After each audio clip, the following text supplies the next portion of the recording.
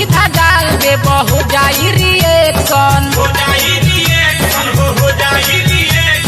सैया जी से हम एग्रीमेंट बानी, रंग डालो ना देवर प्रेग्नेंट बहानी। रंग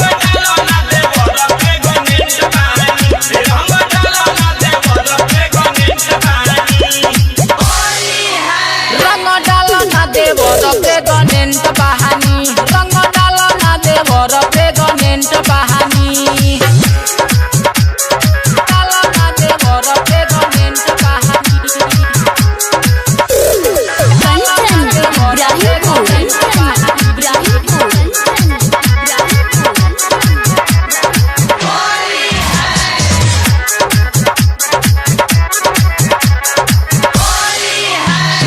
कैसे खेलब देवर गोदी में भतीजावा,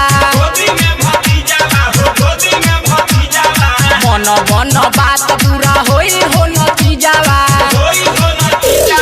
पहिले से हम गवर्नमेंट बानी, रंग डालो ना देवर प्रेग्नेंट बानी।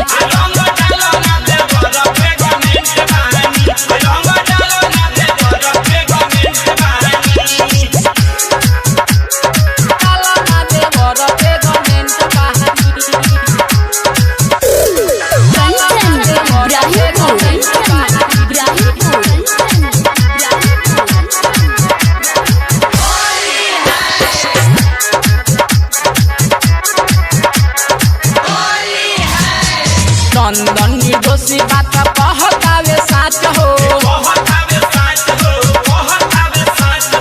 कब से लगौले बानी करे प्रयास हो। अर्जेंट नाही, रंग डालो ना देवर प्रेग्नेंट बहानी।